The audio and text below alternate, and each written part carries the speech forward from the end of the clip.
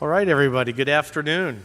Welcome to the Creativity and Innovation Alumni Spotlight Symposium. My name is Eric Kukoff, RIT alumnus from the class of 1984 and president of the RIT Alumni Association. It's my great pleasure to welcome you to this event, which is part of our inaugural celebration of David Munson Jr., the 10th president of Rochester Institute of Technology. Let me begin by thanking the many individuals who have made this possible. First, join me in thanking the sign language interpreters who, through inclusive communication for all RIT community members.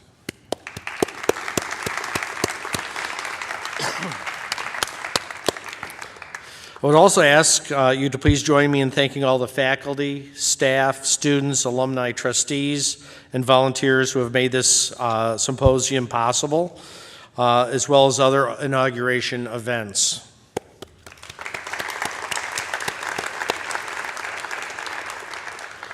Now, I'm told that in planning for this special two-day celebration, Dr. Munson's first priority was to celebrate with students, and rightfully so. So the events kicked off today with a student picnic and festival, and it was a great afternoon to do so. I'm also told the next question Dr. Munson asked when planning the inauguration was, how can we highlight our alumni during the festivities? As president of the Alumni Association and representatives of our nearly 125,000 alumni around the world, I'm thrilled that Dr. Munson had this thought so high in his priority list. He chose to host the symposium, which is a wonderful chance to celebrate the amazing achievements of our alumni body by highlighting the careers of 4 creative and innovative alumni. These individuals, by the way, were hand-selected by Dr. Munson to participate on this panel, and an honor I know that they each and every one appreciates. To all members of our RIT family and special guests, I hope you feel inspired by these alumni and their journeys. I also ask you to help us spread the word about our alumni and their achievements. They are truly making their mark on the world through creativity and innovation and bringing a little tiger pride to the RIT community. Now, I have one piece of housekeeping business. I'm actually told that the Federal Emergency Management Agency and the FCC will be conducting a mandatory nationwide test of our emergency broadcast system at 2:20 today. So that means it's about to happen. So if you could, silence your phones or put them on vibrate or in such a manner that this place doesn't light up with light, sound, and vibration all at the same time. Okay, so now that that's done, it's my pleasure to introduce our lead tiger and thank him once again for highlighting our alumni during this inauguration activities. So please join me in welcoming RIT's president, Dr. Munson.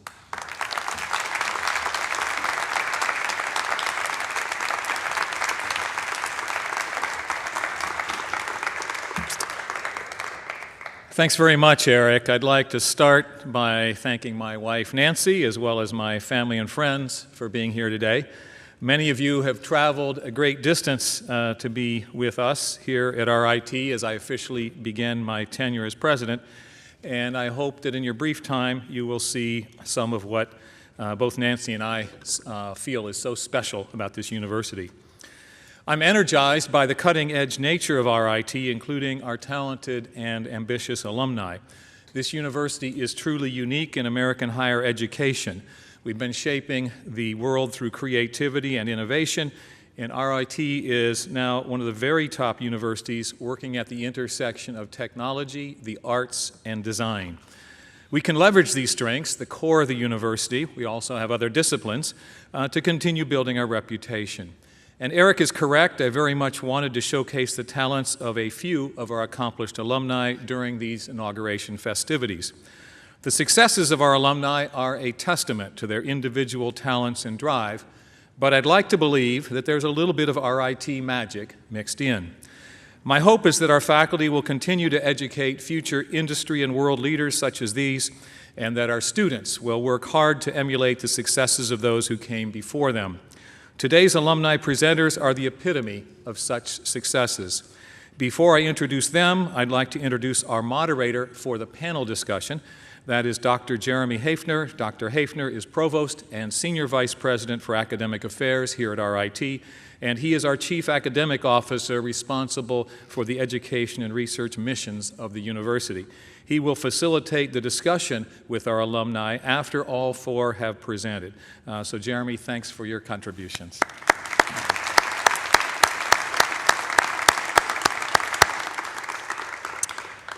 And now I'd like to begin the introductions of our Alumni Spotlight Symposium presenters. Each will have about 10 minutes to present his or her topic, and the question and answer period will come during the panel discussion. So I encourage you to jot down notes, either mentally or otherwise, as we proceed.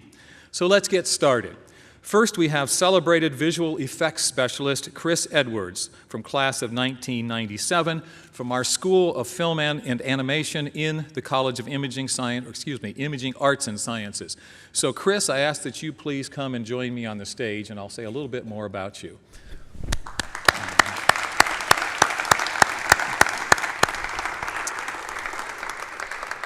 For over a decade, Chris Edwards has been promoting the evolution and use of visualization in motion pictures, television, video games, themed entertainment, and new markets, including virtual reality. Following multiple years as a layout artist and character animator at Walt Disney, he joined a team of digital artists at Lucasfilm, tasked with pre-visualizing Star Wars Episode III, Revenge of the Sith, from the third floor of George Lucas Skywalker Ranch. Mr. Lucas himself was thrilled, and the team's results were so successful that in October of 2004, Chris spearheaded the founding of a new company, aptly named The Third Floor Incorporated, as a dedicated visualization studio in Los Angeles. Since then, the company has become the most prolific pre-visualization studio in the world, contributing to Hollywood projects from Avatar to Gravity, with credits on wide-ranging film and television projects such as Game of Thrones, Wonder Woman, The Jungle Book, Iron Man, Captain America, Thor, and the Avengers franchise. Chris is a member of the Academy of Motion Picture Arts and Sciences, the Visual Effects Society, the Academy of Television Arts and Sciences, and the Los Angeles branch of the British Academy of Film and Television Arts. So how's that for a pedigree?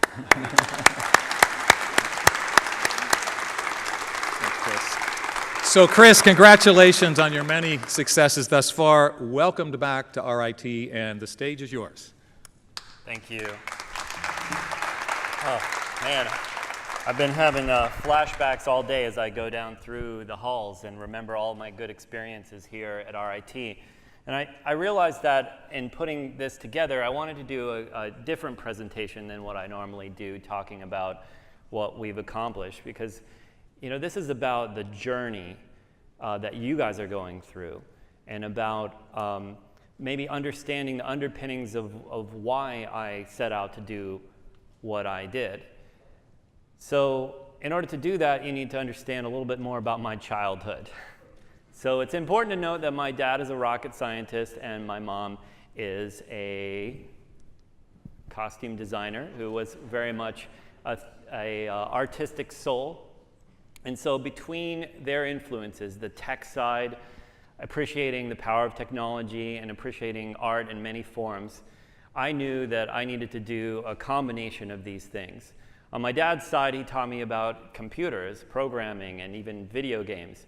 And then my mom was taking me to do oil painting and see classic Hollywood movies, double features, and sometimes even bringing 16mm films into my home whenever I was sick, sort of like Clockwork Orange.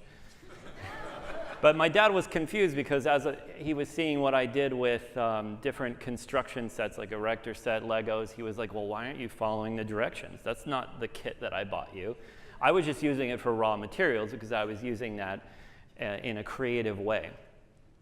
So then one day, sometime around junior high school, I discovered this book, and the book was about this company called Industrial Light and Magic. It turns out to be George Lucas's company that he set up as a means to do extraordinary things in his Star Wars franchise.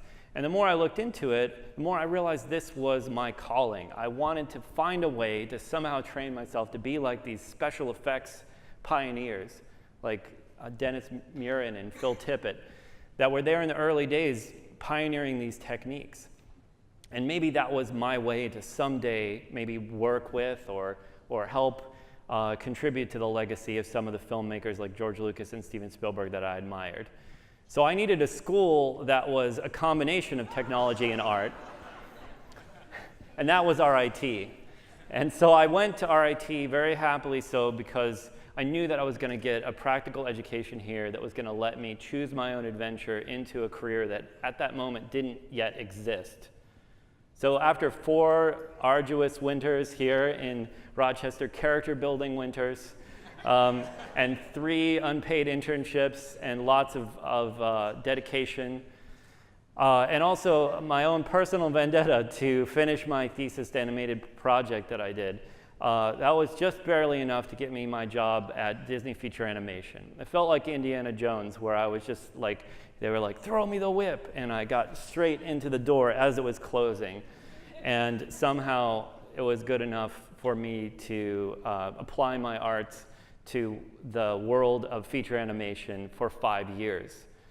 And I worked my way up the ranks, and I realized that the higher I got in layout and character animation, the more I realized the flaws of some of that system. That there were many amazing things about working in iteration, using animation to build up a movie like a Pixar movie is built today.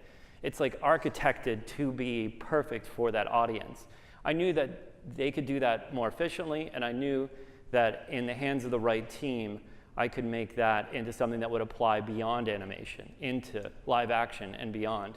So I did that at Skywalker Ranch, which was like my next job. So I got this miraculous job that they just don't advertise. Don't ask me how, it's a longer speech. But I got there, and we were literally on the 3rd floor with George Lucas. It was my dream come true. And then one day I was working, and there was another guy that George brought by, and it was, oh, it's Steven Spielberg. Oh, shit. So we worked for 2 years really hard, burning the midnight oil.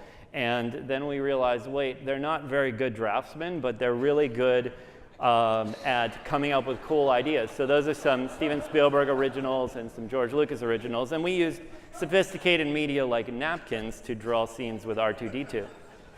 From that to a complete animated visualization of the entire movie. So I realized we had this amazing team. So we made a painting to represent the inspiration of filmmaking. It was kind of like a projector mixed in with the Psycho house from Alfred Hitchcock, you know. And we said, let's make this into a company. And that's what we did. So we moved kicking and screaming from San Francisco to Los Angeles, where we had a sense that there was some filmmaking down there. And we went from there into this, which after 13 years, we have become the largest visualization company in the world.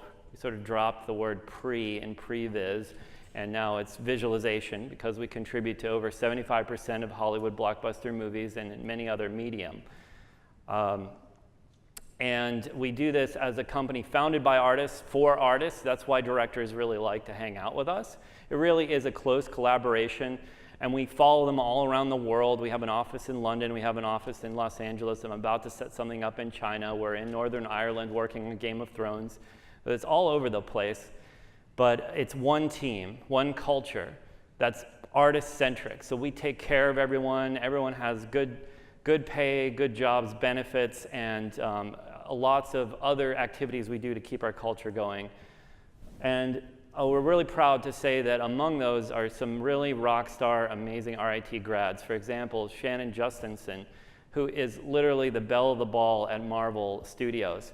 So she was the supervisor of Beauty and the Beast, as well as the new Thor 3 movie, which is called Ragnarok, which is going to blow your socks off.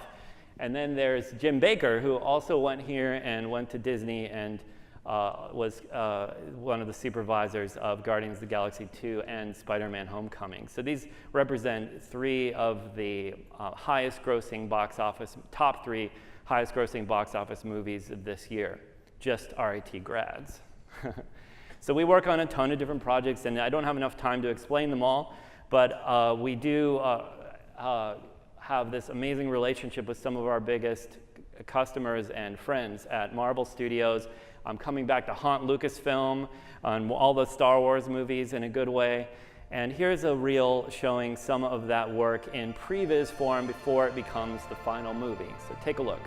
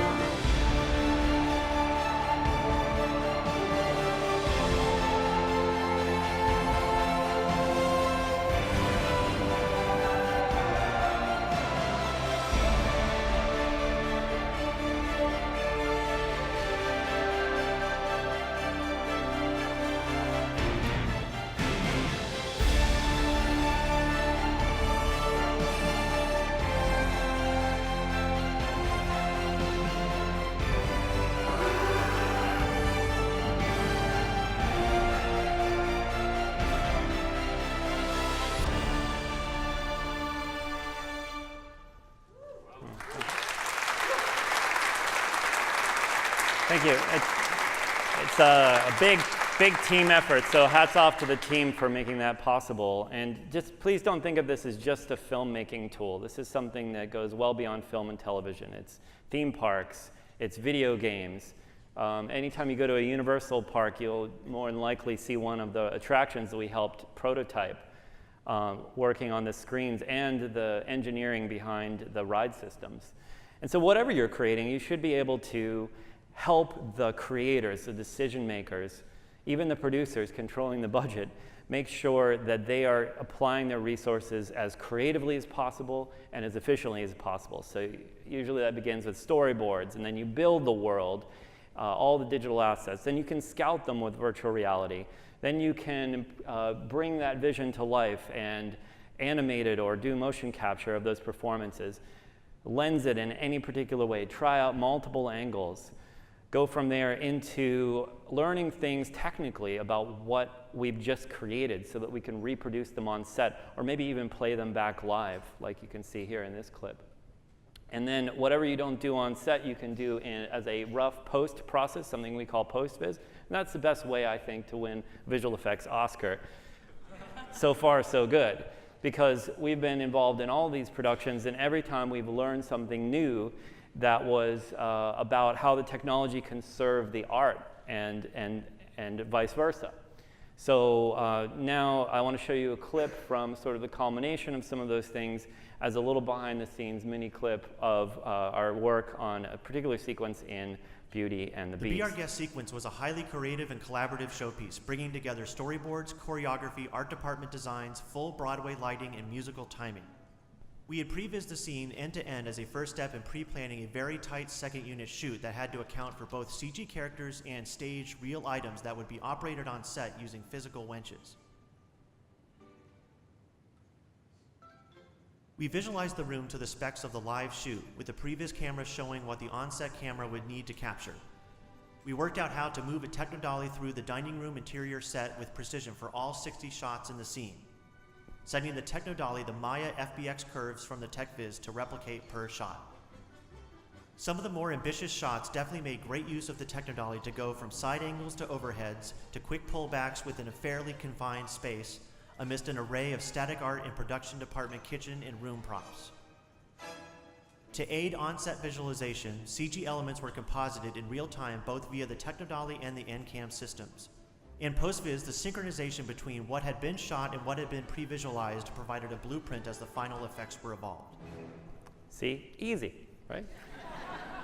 And my time is running out, but I wanted to say this is a very, very exciting moment in the history of all media, because, of course, the worlds of games and film are coming together, and they've made a new little baby we call VR or AR, virtual reality.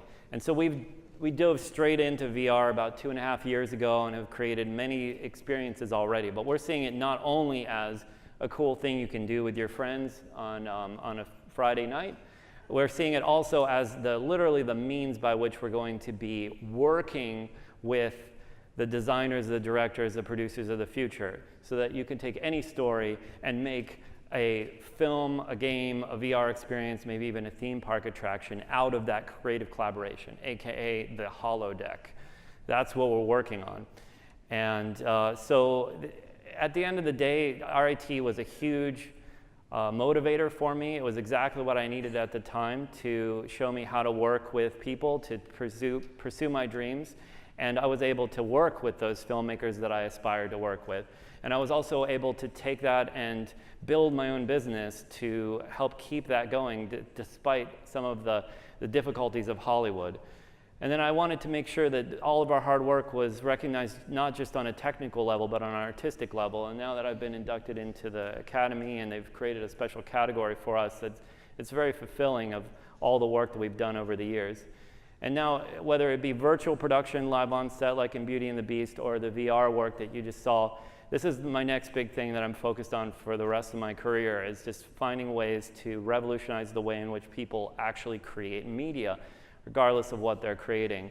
And then lastly, and this is my true passion, is to make sure that we have change the business model in such a way where all of the creators, even the grassroots creators, have a chance to get their project funded and prototyped early on. So that's what I'm working on as well, and I think it's something that we all will be working on together between the universities of the world and the entrepreneurial creative companies. So congratulations to President Munson, and so honored to be here, and thank you so much.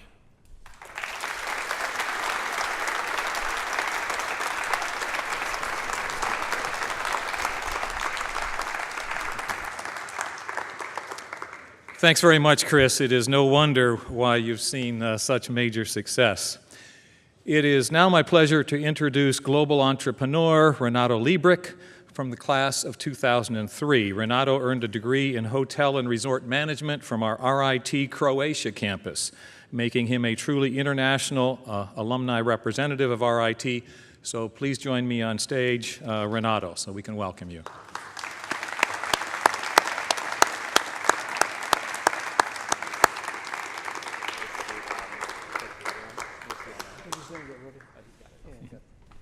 Few details here. Go ahead, Renato. Renato Libric is already a Renaissance man. His career began with 10 years of experience in the commercial real estate industry, buying and selling modern shopping centers across Europe. He used his knowledge of the retail industry and his direct connections with global brands to create a new digital currency in the form of digital gift cards, which are replacing the plastic ones at a staggering pace. He founded Bowtie Incorporated in 2014, which seeks to disrupt the $400 billion global gift market or gift card market with such clients as Amazon, GameStop, and Best Buy. His company garnered the attention of Sir Richard Branson, who had invested in the idea as a part of a UK global entrepreneur program. He suggested that Renato had a much bigger vision than can be realized in Europe. Branson said that to really change the world, the money is in Silicon Valley. So, being a smart RIT alumnus, Renato went ahead and set up Bowtie in San Francisco. Renato has been featured in Forbes, the Huffington Post, and Entrepreneur, or Entrepreneur Magazine, which placed him as the #1 entrepreneur to be followed in year 2017.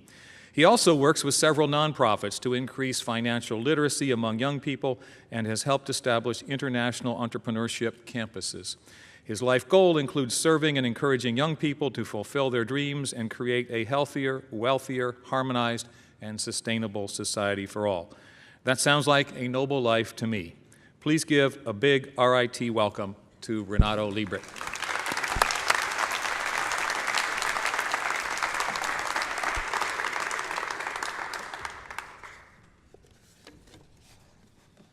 So, thank you, President Munson, Provost, faculty, staff, trustees, alumni, parents, friends and family, and most important, students. It is indeed an honor for me to be here today, celebrating the inauguration of Dr. David C. Munson Jr. as the 10th president of this Rochester Institute of Technology, which is our college, our home. It has been 15 years since I graduated from RIT, which provided me with some of the best memories of my life. You see, when I think of my days at RIT, I realized that RIT provided me with 4 amazing pillars of life, 4 amazing jewels that constitute my life today. First of all, RIT has provided me with the most beautiful girlfriend that became my wife 20 years ago, and now she's a wife and a woman and mother to my 5-year-old son. So we are also one of the oldest couples, if some people remember, from Croatia, right? We started dating on the first year and we're still together. So 15 years in marriage and 20 years dating, you can call that. That said, second RIT pillar that provided me was the resources and knowledge necessary to accomplish some of the craziest goals I set in my head when I was 19, 20.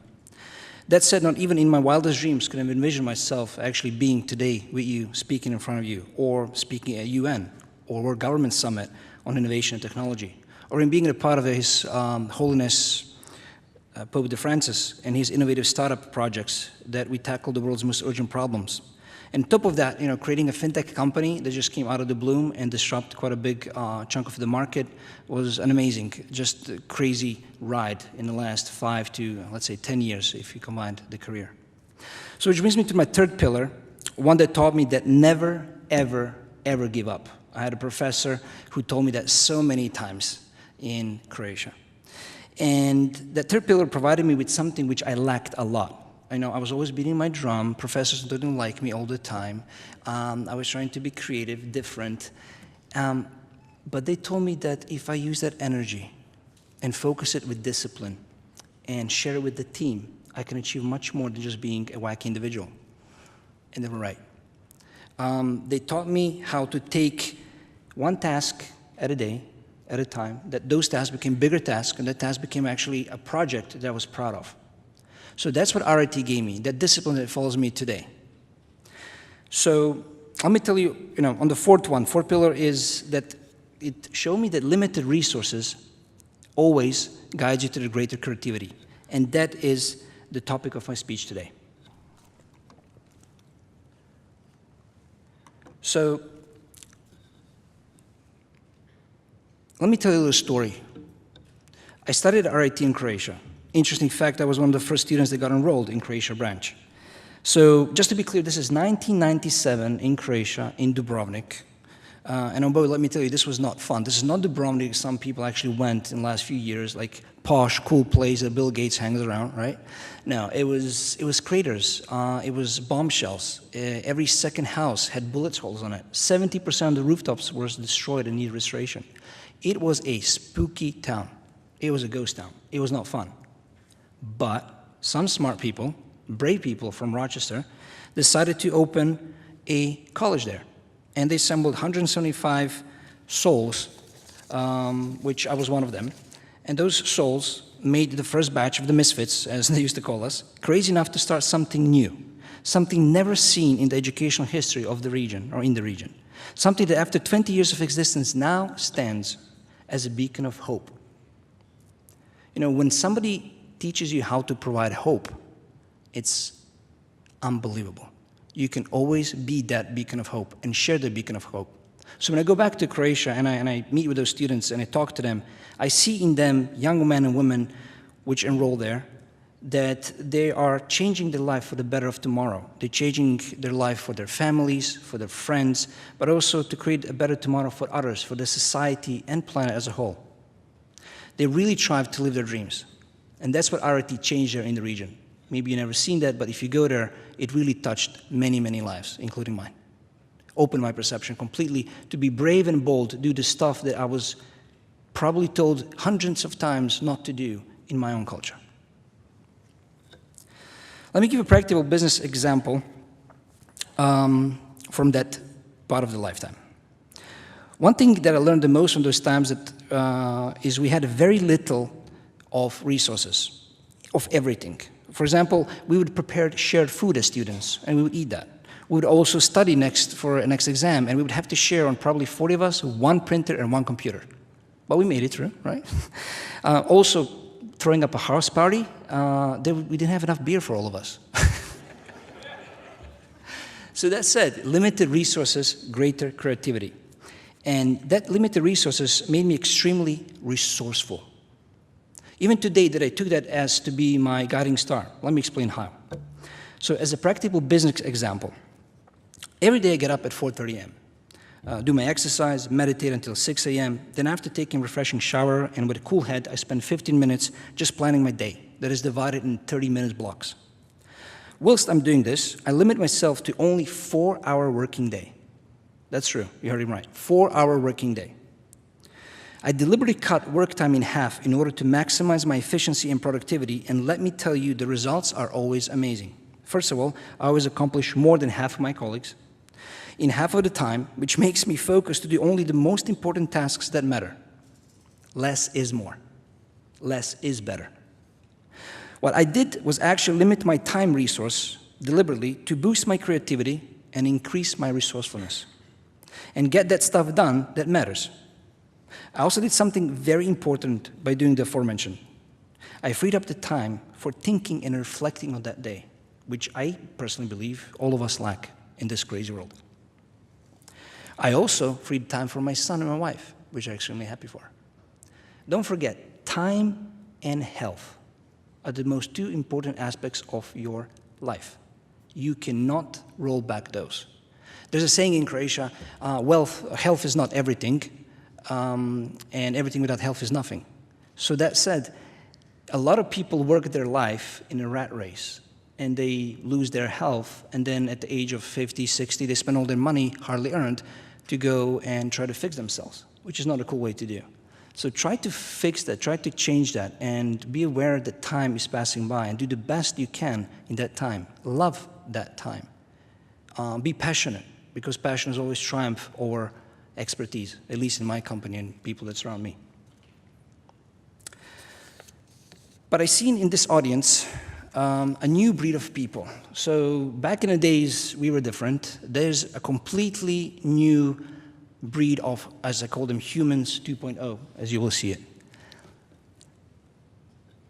You are a different generation. You have evolved way than we ever did. Is it technology? Is it a consciousness that evolved? I don't know. I can't pinpoint it. But you have evolved. You're in tune with yourself, society and nature on a holistic way. You belong to this new breed of people that has emerged as in every evolution, there's always a change that is inevitable. The ones you're becoming or will become the ones that are socially and ecologically aware, but also economically fit to create a delicate balance between the two. And this is a paramount. This is so important. You're the generation that can really fix this planet. The future of this planet and humans as a species is really in your hands, and students alike. You will innovate the future of clean and sustainable transportation. You will discover new energy resources that are not harmful to the planet. You will develop new ways to build houses and feed people. I have seen it.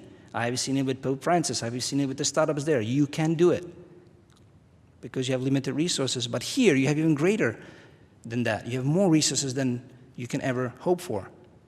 What can you do with that when some people have limited resources do so much? This brings me now to the lesson I learned in my short but interesting lifetime. I have collected over 10 wisdoms that became 10 rules that govern my life. These rules have, helped me to become, so I think, a better person and maybe a better entrepreneur.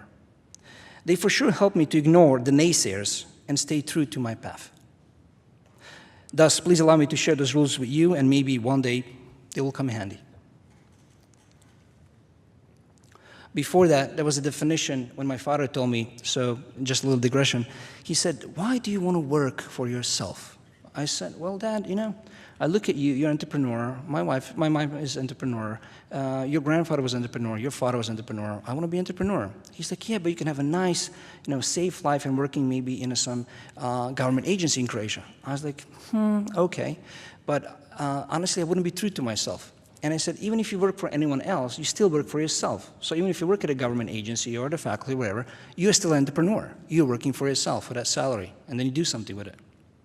So then I met Richard Branson and a few other interesting characters in my life, and they said, if you want to be an entrepreneur, you have to be that crazy one who works 100 hours for himself so he doesn't have to work 40 hours for someone else. That is true. I don't remember in the last 4 years that my work day was less than 12 hours. I'm not proud of it because definitely you try to free that time to be with your family. But out of the 12 hours, 4 hours I really work. Rest, I interact with people, try to learn and try to gather more information and more creativity and data from them so I can make the right choices.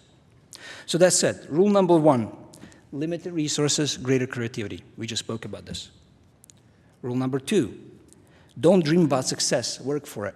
My father said, get up, son, at 5 o'clock in the morning, we had a construction company, go and help me pack that truck. I was like, really? He's like, you ought to do that or you go to college. So I was like, I'll go to college.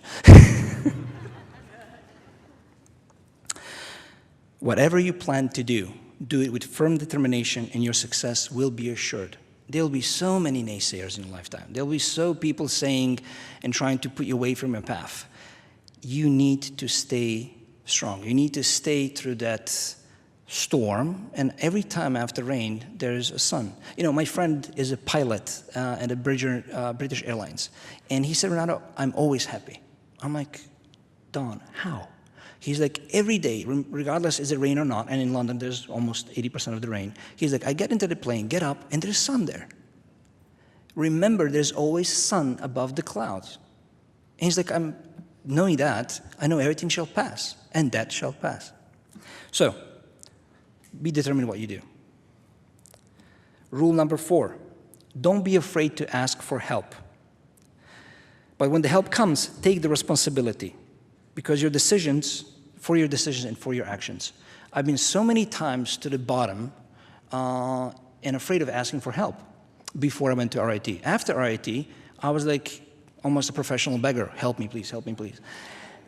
But then you always have to remember to, help can be different in many kind of ways. It can be financial, it can be somebody talk to you and you can shoulder to cry on. Many different helps can come in your way, in your life.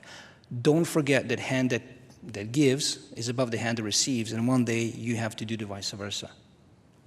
Otherwise the karma is not going to treat you well. Share your dreams with as many people as possible.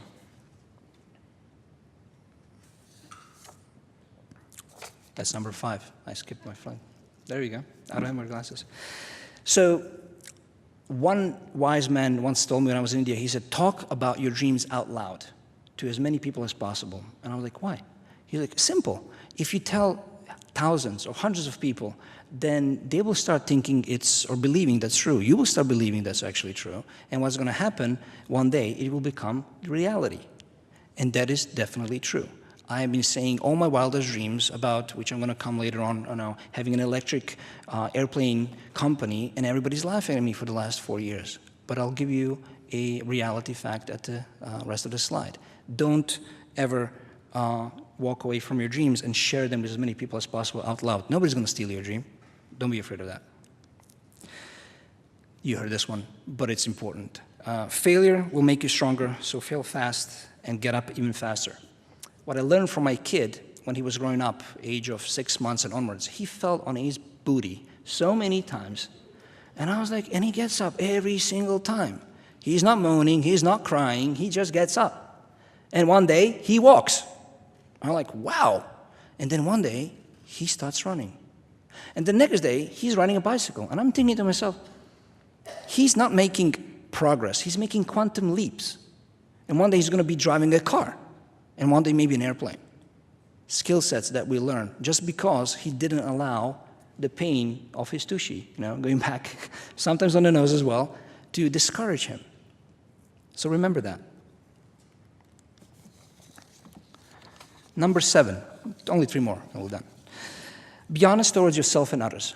If you look at yourself in the mirror, you're not honest what you're doing today or what you like to do, just don't do it. Just take your time, what I like to call unplug yourself from this crazy social media, Instagrams, Facebooks, and others, and plug yourself into the nature. Take a day or 2 or 3 and just listen to yourself. Listen to nature. Listen what's going to come. First, you're going to be restless. Then it's going to become more quiet. And then you're going to come finding answers within yourself. You are your best friend. So this is an extremely important rule. Be honest to yourself. Number 8, a lot of us really forget, and I talked about this already, so I'm going to be quick. Respect time. Don't leave things for tomorrow. So many times we said, we're going to do this tomorrow. I'm going to date a girl tomorrow, date a boy tomorrow, do the essay tomorrow. Don't. Do it today. Because tomorrow might never come. It's like you're driving a car. You drive a car and you see a little bit in future, and you see a little bit in your mirror in the back. That's your life. And what is actually happening is in that car, in that wheel, as you're moving along, and you're having the control of it. Okay? But if you lose the focus, if you lose the discipline, things happen, right? Respect time. Respect yourself, but also respect others. If many or more people than what we think should be using this rule, we wouldn't have wars, we wouldn't have disagreements on any kind of level, social, racial, etc. Do respect yourself, because you are worth a lot. But also respect others because they think the same. So have that in mind.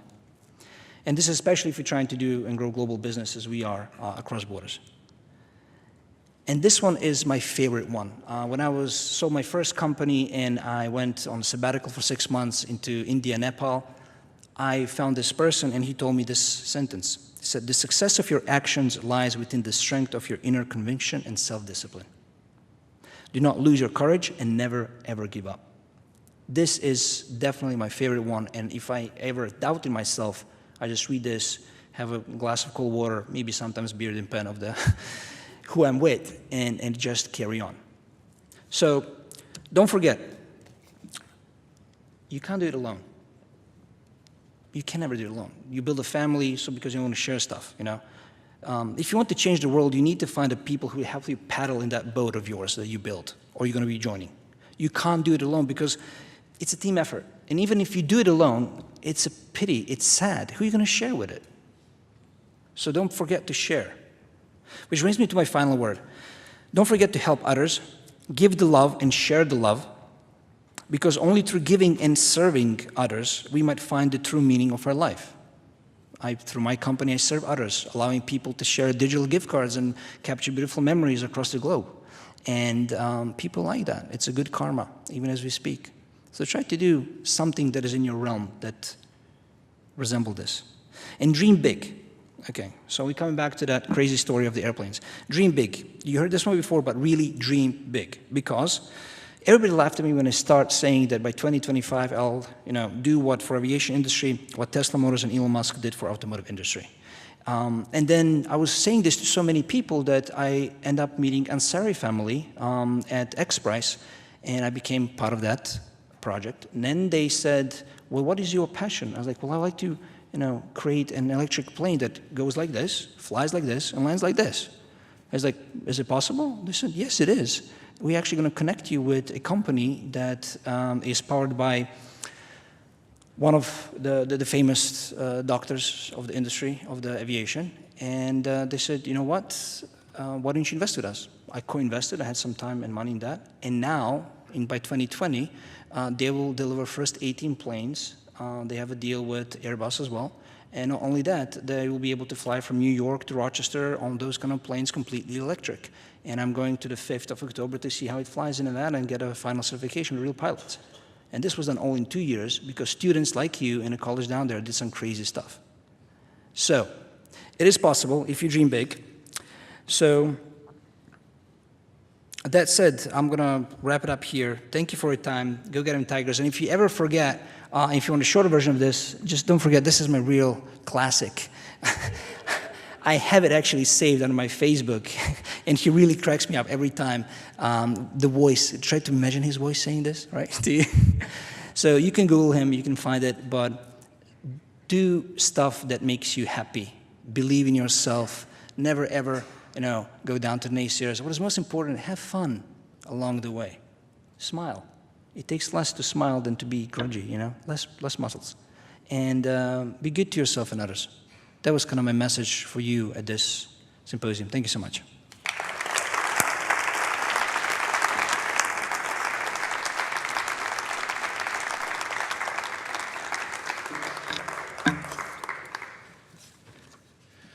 Well, thanks, Renato, for showcasing our RIT talents around the world as well as here in the U.S. Next, I'd like to welcome distinguished alumnus and faculty member William Snyder to the stage. William, can you come up?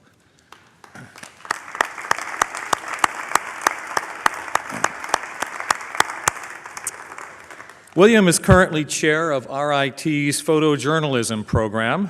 He graduated in 1981 from RIT with highest honors from our professional photography program. He joined the Miami News and 2 years later moved to the photography staff of the Dallas Morning News, where he served as a staff photographer for 15 years.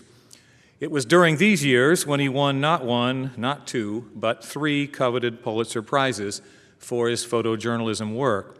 Then in 2005, he was named the Morning News Director of Photography and guided his staff to a 2006 Pulitzer Prize for their coverage of Hurricane Katrina. And yes, if you're keeping count, that makes 4. He also produced Eyes of the Storm, a 256-page book featuring images from Hurricanes Katrina and Rita that sold over 14,000 copies. William has also freelanced as a sports photographer and as tour photographer for the rock group The Who for over 17 years. Wow. He has won numerous awards from local, state, national, and international competitions. He has lectured at numerous universities and journalism associations, and he's been published in dozens of periodicals. He also serves on RIT's Alumni Association Board of Directors, is an advisor to the Reporter magazine here on campus, and was recognized as an RIT Distinguished Alumnus in 2008. So please join me in thanking William for his service to RIT and welcoming him to the podium.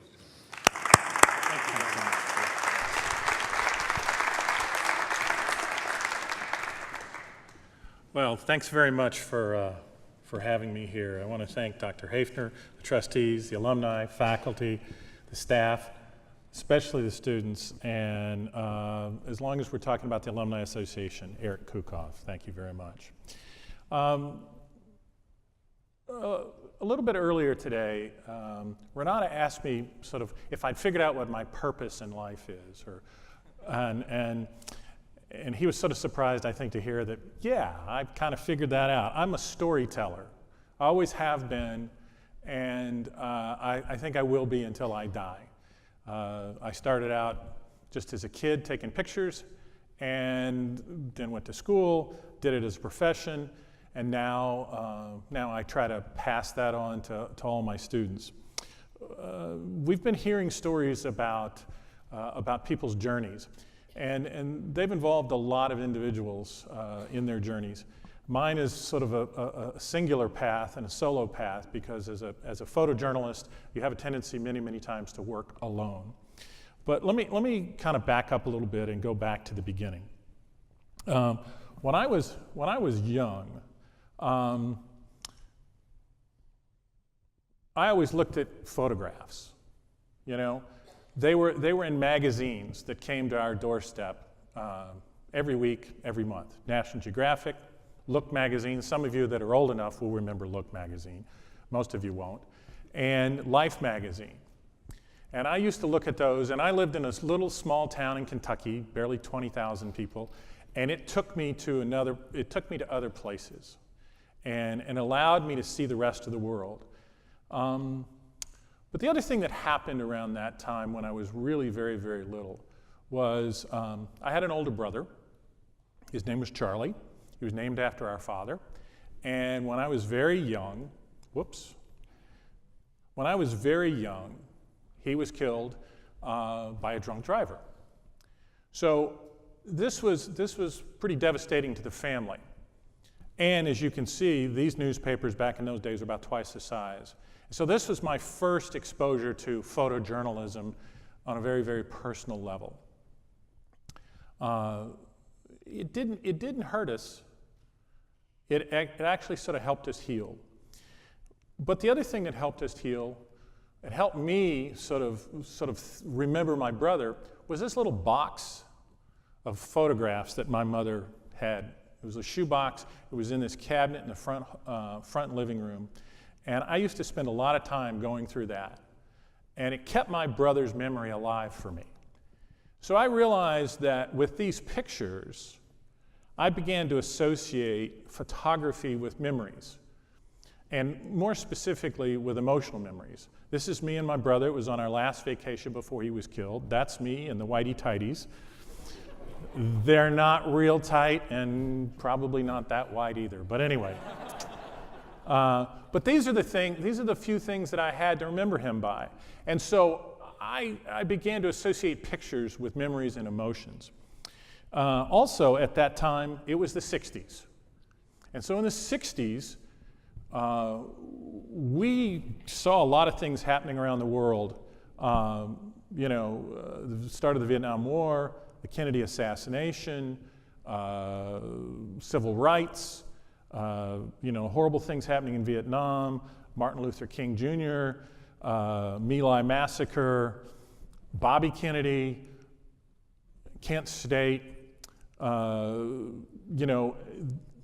this horrible, horrible picture that really sort of helped hasten the end of the Vietnam War, and then the end itself, the escape from Hanoi. I got to see the world through all these pictures. Many of these pictures are Pulitzer Prize winning pictures, and when you're a little kid, that thing sounds really amazing. It's sort of like Academy Award, Pulitzer Prizes, And when I went to high school, we had an assignment where we had to take pictures and then write something about the pictures that we had made. And I didn't know anything about photography. We'd always had those cameras. We'd always had pictures in the house. But I didn't have that. And I was going to go to Europe that summer. And my parents were kind enough to buy me a real camera. And so I began to take pictures. And this is sort of, this was me in high school. This thing was always in front of my face. And the thing that I loved the most about it was that it allowed me to go and be places where most other people couldn't. I could skip classes and I could break into other classes with impunity and make pictures because I worked for the yearbook. And sort of just roam the halls and do all those things that you're not supposed to do in high school. But I began to take a lot of pictures, and people began to encourage me. I began to work for my local newspaper. I went on trips. I took pictures all over the place, and it was one of those things people used to joke and say, "Oh, the Pulitzer Prize winner is here." I'd walk into a classroom and they'd start all that. And so it kind of became one of those things. Earlier people have talked about their dreams. Well, that became one of my dreams. I wanted to be what we used to call a globe-trotting photojournalist, because I was interested in the outside stuff. And for a little while there, I sort of got away from the emotional connection I had with pictures. But when I came to RIT taught me several things. First of all, they taught me about hard work. And I wasn't the smartest guy, and I wasn't the most talented photographer. But I knew that if I worked really, really hard, I could slowly but surely meet all my goals. Thomas Alva Edison once said, and I'm going to paraphrase him here. He said, opportunity, and I'd like to think of it as creativity, is missed by most people because it comes dressed in overalls and looks like work. And so I learned that at RIT. So I began to make pictures at RIT and tried to get in a little bit deeper. RIT taught me about craft, but RIT also taught me about the possibilities. Possibilities in the craft, possibilities in the world, possibilities of what I could do with myself. And so I finished up at RIT, and immediately I was lucky enough to get a job straight out of school, thanks to a gentleman sitting here who wasn't a teacher of mine, but he was a good friend of mine, Gunther Cartwright. He's a retired professor here. He sent me on the way to this job in Miami. And I'm going to I don't have a lot of time, so I'm going to kind of cut through that, my time in Miami and my early time in Dallas. But as I worked in Dallas, it became more and more apparent that the thing that was the most important thing in photography was emotion. Going for emotion. And I had seen this quote, a man has not seen a thing who has not felt it. And that quote always stuck with me. And I began to apply it. So many people ask about the Pulitzers. Well, I'm just going to show them to you here. They're going to go by kind of fast, but I want to talk about them just a little bit and how that sort of basic idea has informed every single one that I've done. So the first one that I won for was a group project called How the National Transportation Safety Board Conducts an Air Crash Investigation. Now that's a horrible thing, but God is it boring. It's a very process-oriented thing. My job was to try to figure out a way to bring some sort of humanity to this, and it was not easy. And I had to do it through the investigative team and some of the members that are left over. These aren't all the pictures, but these are some of them. And tried to show you a little bit about the process and the meticulousness that's involved with trying to figure out what happened.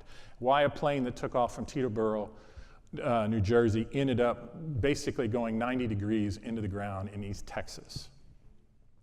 This is what they do, is they put the plane back together again in a hangar like this. They try to find all 4 points. And out of that hole, that's all they could pull out. Even things as small as a filament in a light bulb can give you great evidence. So it was my job to sort of illustrate this story. And it ends up, in a boardroom somewhere with recommendations. So Romanian Orphans was the next one that I did, and it's Homes for the Irrecoverables. And this was where I began to get a little bit deeper. It is only with the heart that one can see rightly. What is essential is invisible to the eye. And I want everybody to think about that. Because so many times we think about photography as just being something that you look at. It's this object. And the best photographs are the ones that you feel. Not the ones that you see, but the ones that you feel. And so I went on this trip. It was self-financed, it was self-produced, because my boss at the newspaper didn't think it was that important or that good. So I went off and did it on my own. And what I found were these horrible, horrible conditions with these children. And it was one of those sort of life-changing events. But the thing that I'm most proud of was a few years later, I was talking to a friend of mine who was doing missionary work in Romania, and he was trying to get permission from the Romanian government to be there. And they said, well, we don't know if we want you to do this. And he was like, well, why not? He says, well, we don't want you to embarrass us like that guy did, a few years ago with the Pulitzer Prize. So I felt pretty good about that I could embarrass an entire government into at least making some changes. So Barcelona Olympics, the thing about that is, how do you humanize a super big track meet? Well, you try to get in there and you try to show people what it feels like to be one of these athletes, whether it's just celebrating a win, in any way that you possibly can, having fun flying through the air, or you're disappointed because you didn't win. Getting to the feeling of it all. And then finally, I sort of finish up with Hurricane Katrina. I didn't make any of these pictures, but I talked to the photographers, each photographer as they went out, and the whole idea behind these pictures was, okay, with the first couple of pictures that we've got, we see that, it's a big flood. But who really cares about the buildings? It's the people that are impacted by this thing that are most important thing. Tell their story. Don't just show, destruction. And don't necessarily show death, but show how people are trying to survive and trying to start their lives, or at least keep their lives together. And so that was one of the things that we did better than anybody else. It got to the point where after a couple of days, newspapers across the country were waiting to put their papers together until they saw what we did, because we were telling stories about people. We weren't telling stories about a flood. We weren't telling stories about buildings that were knocked down. We were telling stories about people and how they were impacted by this. And so In closing, because my time is now up, I'd just like to remind everybody that photography is a very, very powerful medium for storytelling. But if it's only about the way things look, then it's not utilizing its strengths to its utmost. Excuse me. It has to be about people. It has to be about their stories. It's not about the photographer. It's about what everybody's life in this room is about, and whether you can tell that story as a photographer. And that's what I try to teach my students. So thank you very much. Thanks.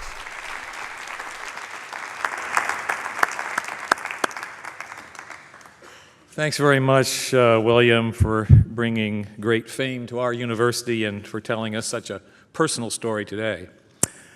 Last but not least, our final presenter. And before I get harassed for placing our singular female on the panel last, let me tell you that she selected her spot. She wanted to go last, so here we go. Please join me in welcoming influential industrial designer, 1974 graduate in art and design, Patricia Moore, to the stage. Patricia?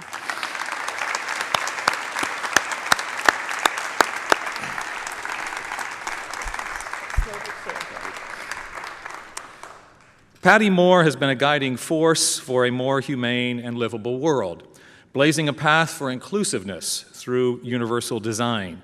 She is an internationally renowned gerontologist and designer and a leading authority on consumer lifespan behaviors and requirements. For a period of 3 years, from 1979 to 1982, in an exceptional and daring experiment, Patty traveled throughout the United States and Canada disguised as a woman more than 80 years of age. With her body altered to simulate the normal sensory changes associated with aging, she was able to respond to people, products, and environments as an elder. She wrote about her experiences in her book called Disguised, A True Story. Patricia has been recognized by ID Magazine as one of the 40 most socially conscious designers in the world and was selected by a consortium of news editors and organizations as one of the 100 most important women in America. She is also a 2012 inductee in RIT's Innovation Hall of Fame, as well as a Distinguished Alumni Award recipient in 1982. She has lectured at universities throughout North America, Australia, China, Europe, Korea, Japan, New Zealand, and Russia. And we are extremely lucky to have her with us here today. Please give a warm RIT welcome to Patricia Moore.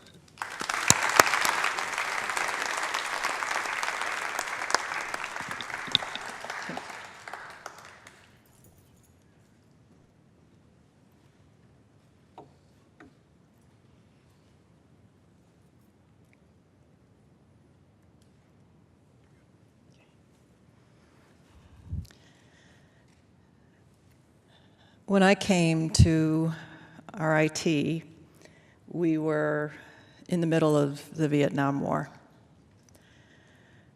Having a front row seat for the atrocity of war has become a surprise piece of work in my life. I am humbled by it. I'm honored to serve.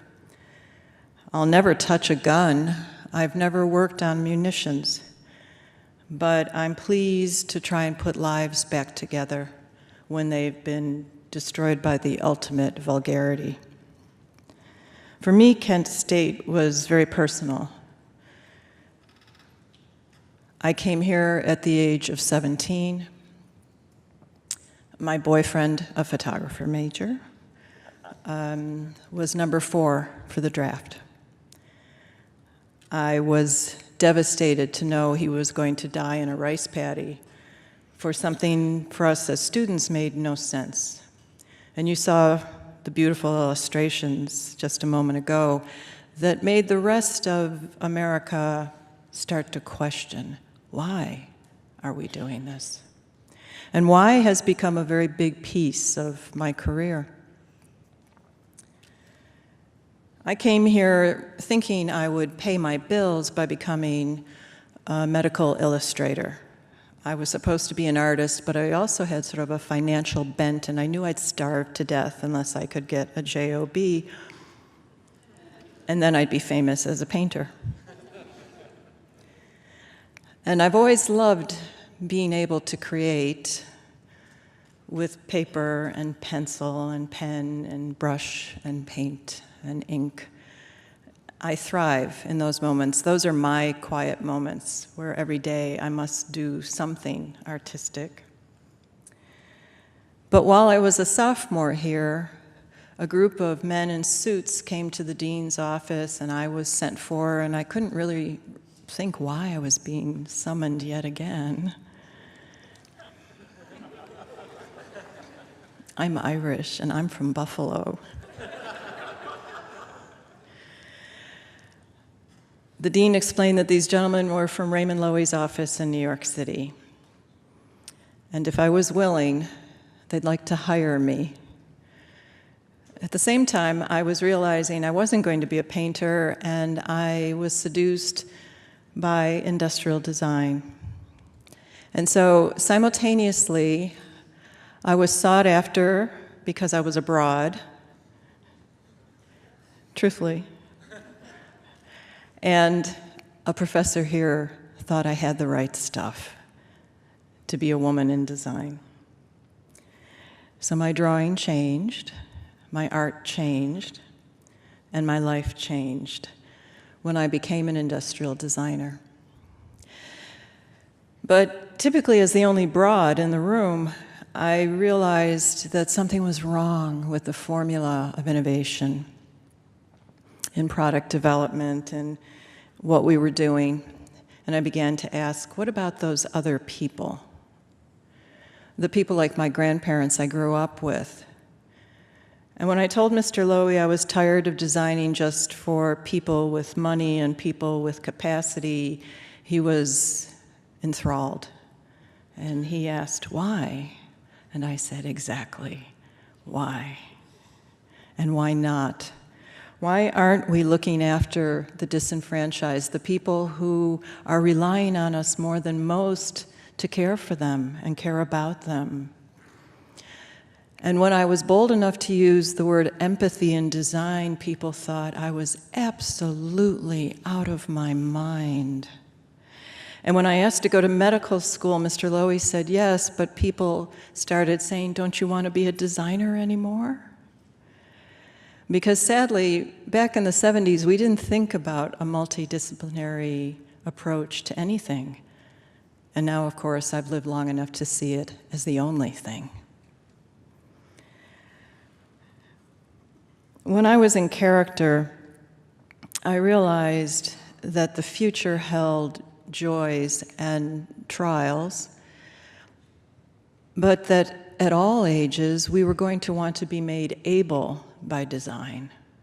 And so I never use the word disability. I don't believe in it. I think we all have capacity, and it's my job to embrace yours and compensate for anything you wish. But when I was embedded in the USSR, I learned something about the world as a little Buffalo girl that I never could have imagined. A political agenda that hurt people through no fault of their own, and a political agenda that was so hell-bent on destruction that consumerism didn't exist. This is a hydrofoil that the Loewy Group redesigned under the Soviet Détente Agreement, and President Nixon, probably the best thing he did. But we were unable to get these things produced in the communist bloc or by USSR because they simply didn't have the will to change. And if I have any sense of failure thus far in my career, it's that we haven't gotten any further than this moment. With my work has come great media attention, and that has been one of my most powerful tools. Being a voice for design and recognizing the role of design in all of our lives has given me an opportunity to ask a lot of whys and why nots, and to change attitudes and directions. And it takes powerful friends I've known Oprah since she had an afro. And she got one again recently. And I've worked with people with very deep pockets, like the Farbers, to start companies that did smaller things, but in a way, major moves to help people care for themselves. To be able to cook your own meal because you have utensils that your arthritic hand can hold. And every time I meet a child, through an anomaly of birth or an injury or illness, I'm always reminded that their work is play, and my job is to make sure they have a lot of fun. And I would never be so bold or stupid as to point to a child, ridicule any person of all ability, and say there's something wrong with you, or you're handicapped, or you're disabled. By design, we give people the choices so that they can have control over the quality of their life. I can think of nothing to be more proud. These are hospital environments that we make for people of all ages, so they can relearn the skills that they lost to those illnesses and injuries, where we normalize healing in a consumer world. But as I hinted, the toughest job I've had to date is working with our wounded warriors all over the world. My work with NATO has taught me one thing: the human spirit never dies. And even those of us who have been most injured today have opportunities like never before. If you look closely, this Marine has two tools that my grandfather didn't have when he was injured in World War I. With the mobiles, with the computers, with the technology, we can combine soft tech solutions so that quality of life can be returned, no matter how hard the challenge. If you know anything about Mr. Lowy, you know that he is known as the father of streamlining, and he loved trains. More than Sheldon Cooper, this man loved trains. I'm very fond of trains, especially when I travel on them, but I never saw myself as designing trains. I'm sure Mr. Lowy's in heaven laughing now because he's saying, "Patrice, I already told you you would do trains." And now I do trains. But in being hired to do trains, I had one caveat that I insisted upon, and that was that my clientele would be the forgotten. The ridership that had tougher assignments in order to get on board.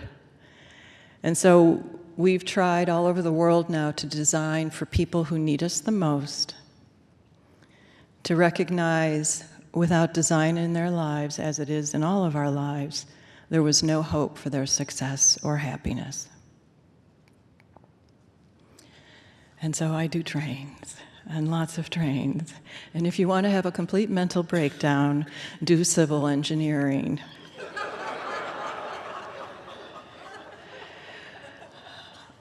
I have one response in that arena, and that is we need more estrogen. I promised Jeremy I would behave.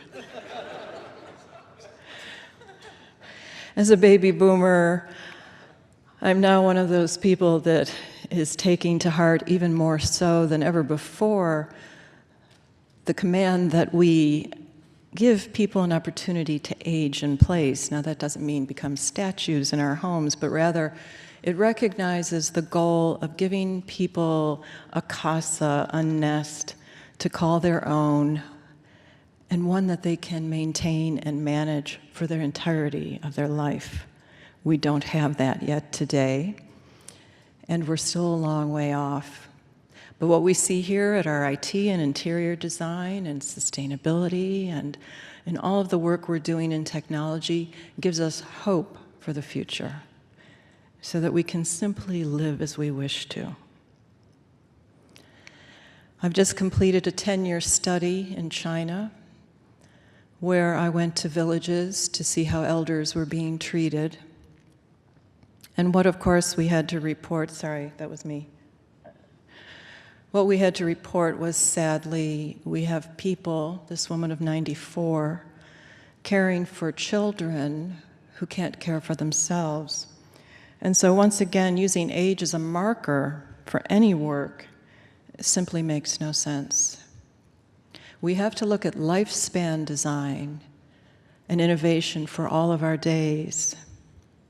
And we have to pray for the elders of China, because what I saw, of course, the government doesn't want published, but just as it is with little girl babies, they are being killed with their grandparents on the basis of not enough means for care. And so we look to a future with the hope that all over the world will recognize with technology the opportunities we all share. The digital divide is something that I work with quite a bit as well. I'm often reminded when I'm on campus at Google that I'm the oldest person there, and the students simply don't understand why I would be there. But if we don't get this right, if we don't get a digital response for all ages and all abilities, we will have failed.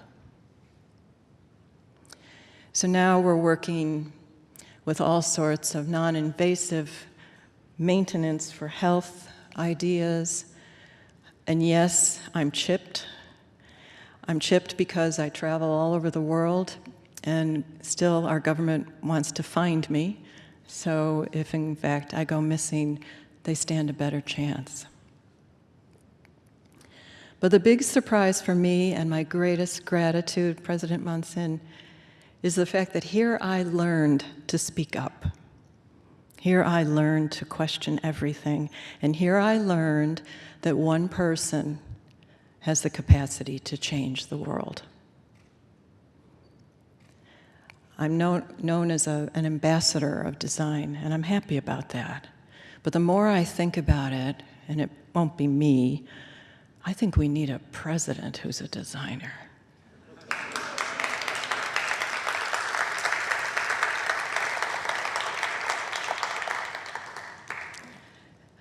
I love my lawyer. He's about to faint in New York City, but we need fewer lawyers in the Congress and more innovators.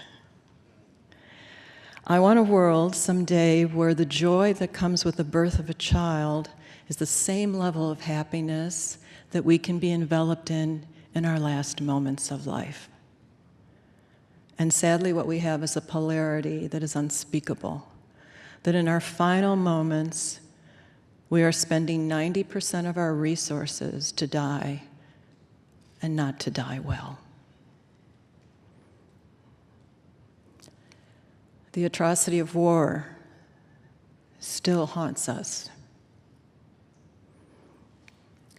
And even though we're being told there is no global warming, I'm an Al Gore girl, and I can promise you that I'm as worried for the polar bears as I am for ourselves. So let's hold hands and cross the street together and take care to be kind. But don't be afraid to ask, why not? God bless us all.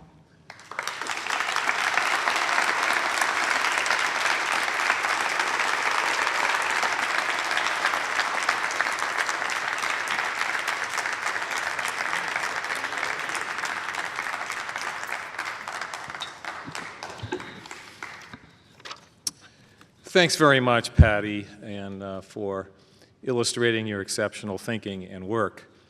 Now I'd like to invite our four presenters, well, three others now, back on stage as a group to begin the panel discussion and the Q&A portion of the symposium that will be moderated by our provost, Dr. Jeremy Haefner. Jeremy, come on up. Yes.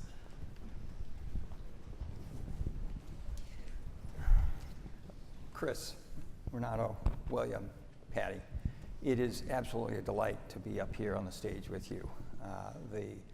The volume and the power of creativity and innovation that you represent, I think, sends shivers up all of our spines as we listen to your stories.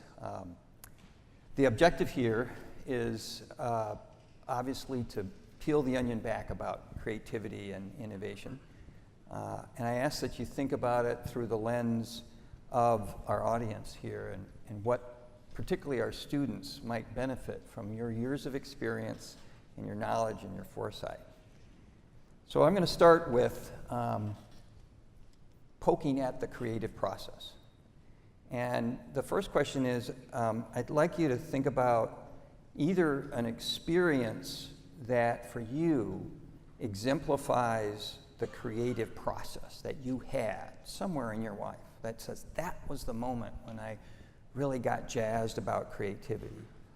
Or what you do currently, maybe with your employees, that help them really get into that creative moment in one form or another. And I'm going to start with William. Well, this isn't so much about creativity per se, but it's about finding the core of what you're trying to do. Earlier I showed you pictures from Romania, and there's a picture in there of a couple of several children lying on a bed, sitting on a bed. And at that moment that I was shooting that picture, I was reminded that I had a son about the same age. And I was overcome with emotion. Still does. And it was at that moment that I realized that in order to do my work really, really well, not only did I have to empathize with the subjects whose story I was trying to tell, but I also had to evoke some sort of reaction from my audience. I was incredibly upset. I was incredibly angry. I could see my child lying there. So what I wanted to do is I wanted to piss everybody off that saw my pictures. I wanted them to be upset. I wanted them to react to my photography. I wanted them, as those quotes said, I wanted them to feel what was there. Because there was no way they could smell it, they could hear it, they could feel the grit in the air. But I was trying through my photography, and from that point on, to really dig into the emotional connection and the personal relationship between me and whatever it was that I was photographing. And certainly we saw that by the images that you gave us. Who else? Chris? I wanted to bring attention to, I think, a theme that we've all discussed, and it's those sliding doors moments, those moments in time where you realize that you need to bring whatever's next, and no one's going to just dish it out to you. I think, Renata, you were saying that sometimes opportunity looks like a lot of work, and those are the moments where you either let that opportunity pass or you proceed to do your attempt at that opportunity and don't give up until it's done. And I had a moment like that when I was invited to see some of the fruits of our labor on set when we were working on a movie called War Horse. And it was pretty incredible just to be there, just sitting in the director's chair next to Steven Spielberg while we just sort of watched him recreate this moment that we had contributed to. And then it wasn't until after lunch, when I'm still buzzing with excitement that this is a life-changing moment, when it was really put into perspective by the production designer, who's an amazing gentleman who's like a hippie who never grew up. His name is Rick Carter. I think he's the most award-winning production designer of Academy Awards ever. He just follows Steven and other great filmmakers around making incredible things. And he said, Chris, do you realize what this moment in time represents? You're sitting next to one of the best directors on the planet. He respects you. What are you going to do? And I was flustered, I don't know. He's like, no, think about it. He's going to do, 10 more films in his lifetime. And then he's going to hand the keys over to you and others that are like you. Just naturally, someone has to rise up and do it. So what do you want to do? And so I told him just passionately in that moment, this is what I wanted to propose. And he's like, well, why aren't you doing it? And I'm like, you're right. And so that little push in the right direction made me pursue a more advanced relationship with Steven Spielberg that led to a virtual reality endeavor. Yes. And anyways, I just encourage every one of you to look for those moments in time where you just get that spidey sense that that's where you need to step it up. And it may not be the direct route to your goal, but it's worth pursuing. And although you and Patty had some commonality there in the sense of how you really push your team or your thought processes around creativity, and pen and paper had a kind of central role on. You want to? Yeah, we had this discussion over lunch. It was interesting. You said something, hard work pays off. It does. But I learned that working smart pays off better. So, as we spoke over the lunch, my team obviously consisted at that time, it was in the beginning, 15 coders, programmers, and I don't know how to code a single line of code. And these guys, and ladies, well, guys, have beards, shaved heads, vegans, and they smoke their pipes. They look like, enter the Gandalf scene. It's unbelievable. And we had a problem that after a year of existence in the UK, we had to go to the United States. We went to the United States, and our clients didn't use our technology. They said, your technology cannot work with our technology. Like, oh my God, we're going to close the company. I just burned $1 million. I'm like, what do we do? And they said, we can't do anything. It is what it is. I was like, I will not give up. That's not the answer. So I said, everybody pack up. I got them into a minivan, and we drove from Zagreb to Croatia to this smaller country called Slovenia, up north, in this cabin, which we call now a smoke room. Why smoke? Some of the people smoke, right? So I would close them there for 12 hours or more.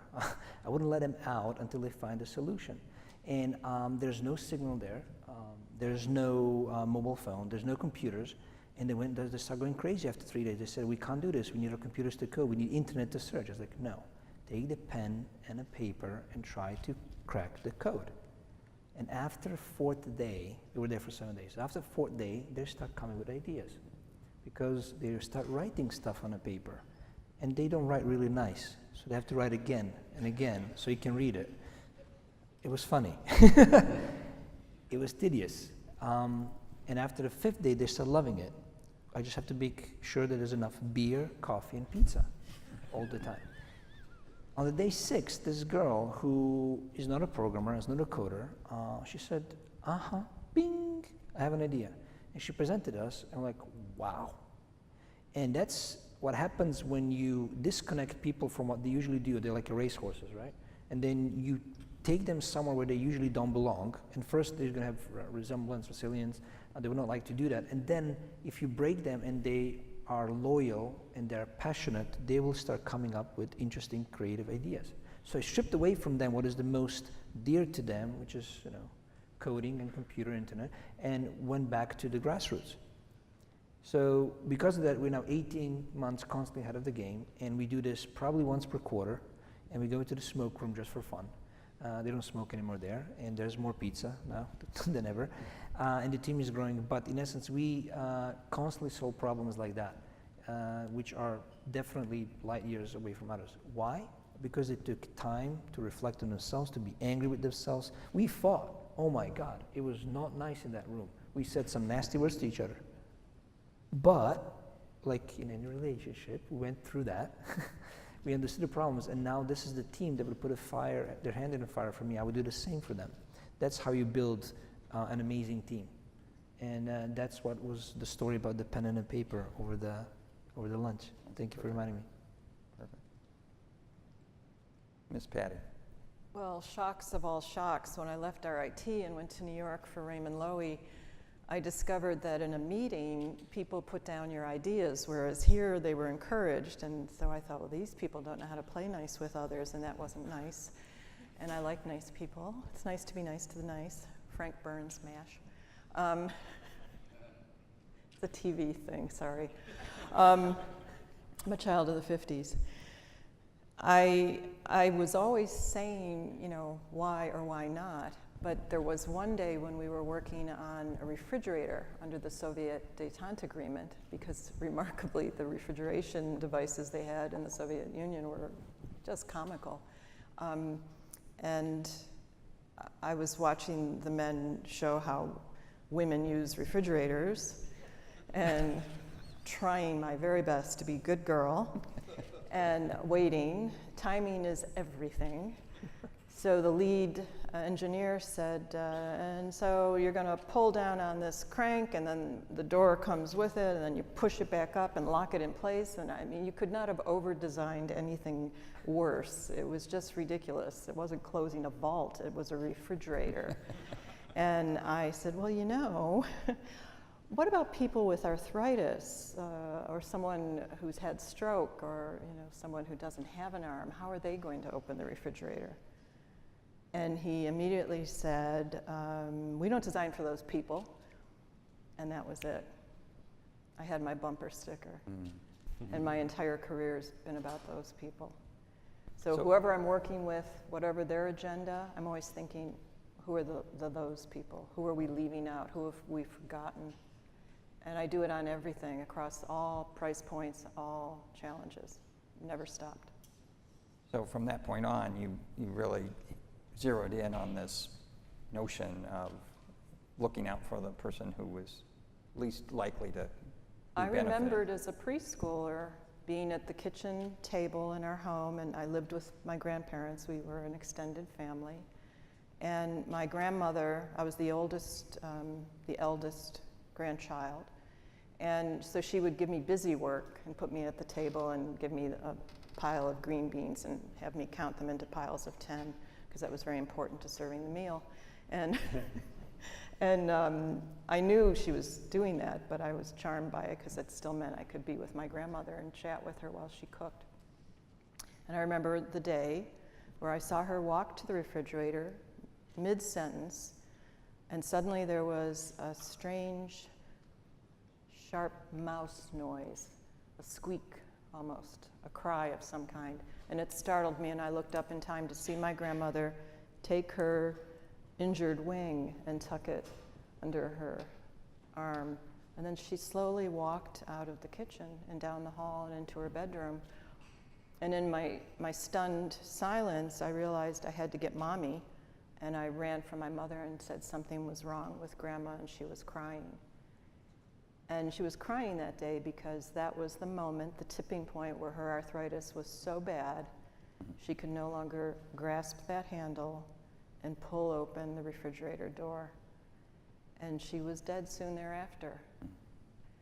And at that point, even though I didn't realize what I would realize later, especially when I decided I had to go to medical school to learn biomechanics, it was a reckoning with the fact that we blamed our elders and people who can't do things and speak in terms of negativity and there's something wrong with them. Or you're dismissive and say, well, you're old. What do you expect? What I expect is compensation. And what I expect is equity. And what I expect is design. So we started to unpeel the creative process. Now, when you graduated, and I think a lot of our students are in this boat, you were filled with, I think, enthusiasm and energy to go out and change the world or create new products or do new things. I think what I'm curious about is, in that first couple of years that you had in that beginning part of your career, were there surprises that you found that got in the way of that enthusiasm or encouraged that enthusiasm in a way? Were there people that were your champions, or were there people that were your barriers? Well, I mean, I learned a lot about the power of delegation. At first, you're a band of brothers and sisters, and you're out there, you got your tight team, you find your dream team. There's something special about that. You can do amazing things in that small group, but everyone always talks about this, but it's just like you go through these growing pains of a company where you realize that if you micromanage it with just those 6 people doing the same thing over and over again, then you're doing the entire ecosystem a disservice. So that's been the real learning lesson for me of like, okay, a company that's 30 people is very different than 6, and a company that's over 100 is very different from that. And now we're at 350 and growing.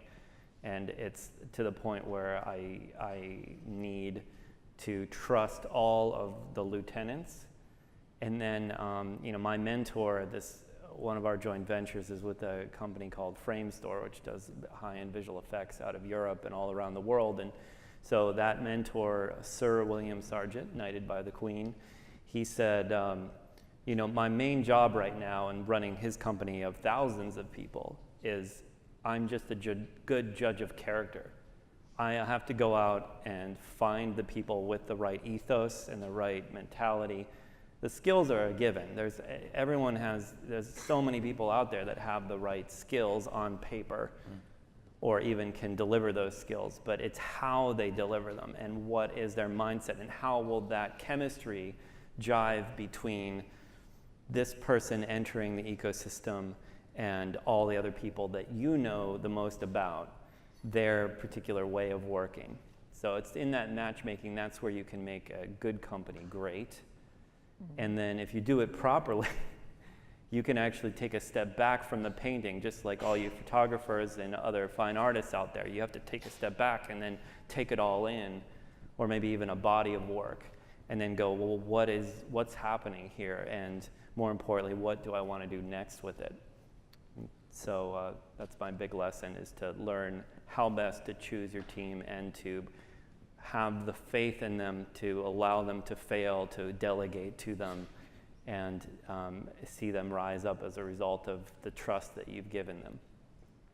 And encourage their differences along Encourage their differences, but also be sort of a shepherd, if you will.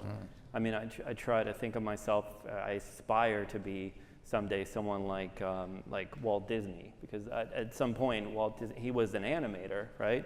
But he didn't animate very much after he started running the company, because he realized that he was animating other people and their enthusiasm to do much better animation than they could do. So he would just sort of pop around from this show to the next and inspire and add a few new ideas into the mix and stir the pot. And he always knew, I think, like Steven Spielberg knows, that he has to ask for a little bit more than what he thinks is going to be possible, because the least common denominator is what gets published. So.